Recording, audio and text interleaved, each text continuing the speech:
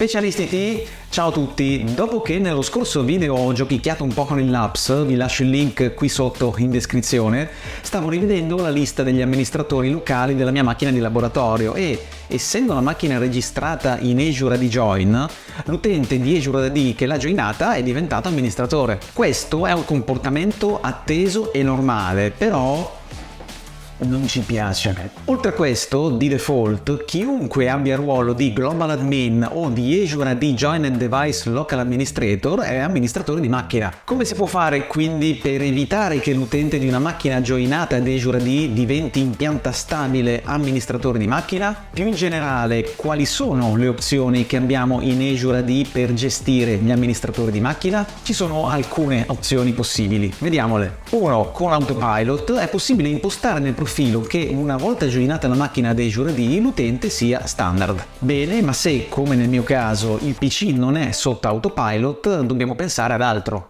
Vediamo altre opzioni. 2. Possiamo usare l'opzione di gestione degli amministratori locali aggiuntivi, per intenderci quella che si trova nei device settings di Azure AD. Anche qui però prestiamo il fianco a qualche problema perché andiamo ad aggiungere altri amministratori che inoltre avranno accesso a tutte le altre macchine in Azure AD Join. L'impostazione infatti è globale e non è assegnabile ad un gruppo di macchine. Terza opzione, una policy di Local User Group Membership che è possibile impostare da Account Protection all'interno del nodo Endpoint Security in Intune. Questa è l'opzione che ho scelto. Capiamo cosa si può fare e come funziona. Con questa soluzione possiamo modificare le membership gruppo locale per gruppo locale, aggiungendo o addirittura sostituendo le membership in essere con quello che vogliamo noi. Inoltre possiamo aggiungere utenti locali di macchina già esistenti, ad esempio l'utente dell'apps, utenti di directory, gruppi e persino interi ruoli di Azure AD. Infine possiamo indirizzare e distribuire le policy per gruppi di macchine andando a differenziare le impostazioni se necessario. Insomma, sembra proprio quello che ci serve. Ma, come sempre, anche quando le cose sembrano semplici, qualcosa di un po' più complesso si nasconde nell'oscurità.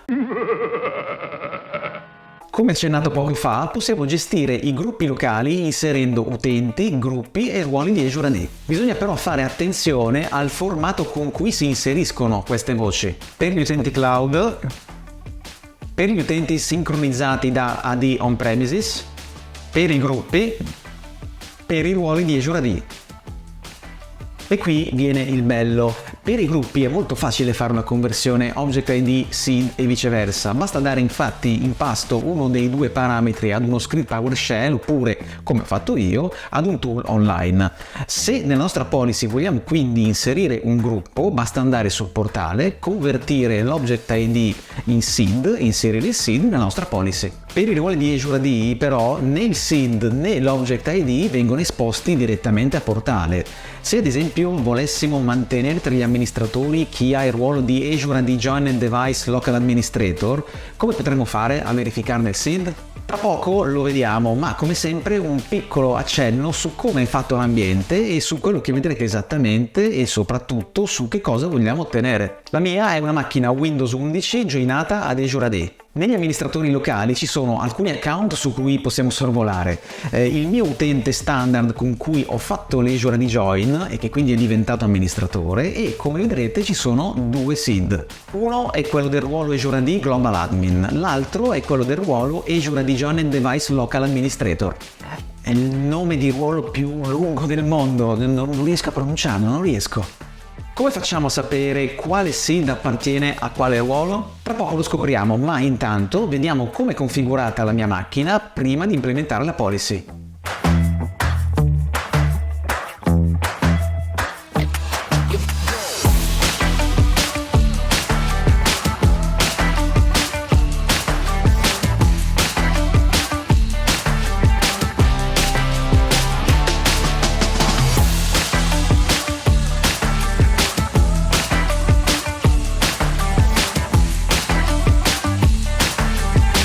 Bene, l'elenco degli amministratori è quello che vi ho accennato poco fa. Ora, qual è la configurazione che voglio ottenere? Voglio che gli unici amministratori locali della macchina siano l'utente Labs e chiunque abbia ruolo Azure AD Joined Device Local Administrator. Fine. Una nota su questa configurazione, l'ho fatta così a puro scopo didattico per mostrare che è possibile inserire anche i ruoli e per mostrare come trovare SID e Object ID di un ruolo Azure AD. A livello di sicurezza, fatta così, presta potenzialmente il fianco dei nostri PC a movimenti laterali, avendo aggiunto infatti agli amministratori locali un intero ruolo di Azure AD, seppur non il Global Admin. Non è argomento di questo video discutere quali siano le possibili configurazioni, perché ogni ambiente è diverso e ogni realtà ha le sue esigenze. Questo tipo di policy va sempre condiviso e concordato con il cliente o con chi di dovere prima di metterlo in produzione. Di sicuro però possiamo pensare di 1. Togliere il Global Admin, 2. Inserire l'utente dell'apps che tutto sommato è l'administrator del team rinominato e quindi va inserito per forza, altrimenti la policy va in errore nella modalità in cui lo faremo. Se eventualmente decidete di lasciare il ruolo di Azure AD Joined Device Administrator come ho fatto io, si potrebbe pensare di mettere il ruolo sotto Privilege Identity Management, per intenderci il PIM. Non racconterò di questa configurazione ora, ma se volete che io faccia un video a riguardo, lasciate un commento. Perfetto, ora vediamo quale dei due SID è il ruolo che abbiamo scelto per rimanere negli admin locali. Lo convertiamo in un Object ID e interroghiamo Microsoft Graph per verificare di aver preso il SID giusto.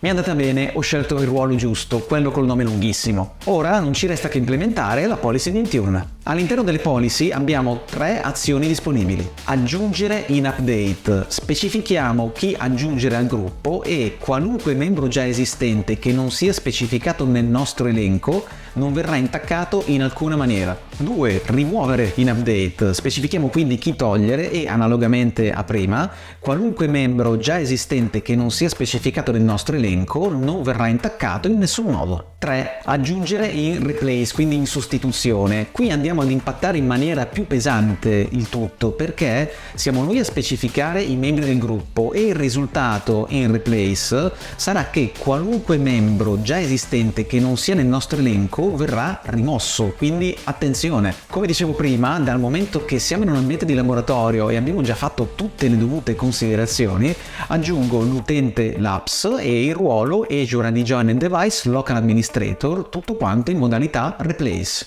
Quindi che risultato ci aspettiamo? Che tutti gli altri amministratori di macchina vengano spazzati via, compresi i global admin e il mio utente che ha joinato il PC ad Azure AD. Sostanzialmente deve rimanere solo che ho messo nell'elenco della policy. Vediamo come impostarla.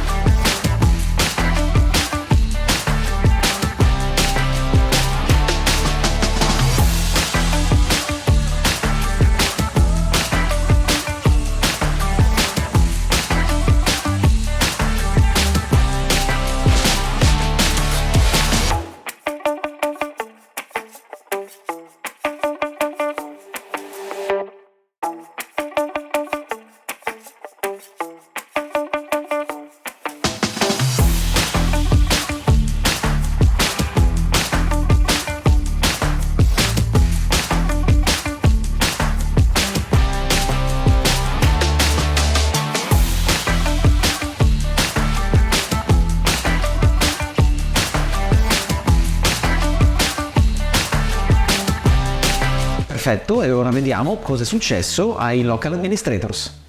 A few moments later.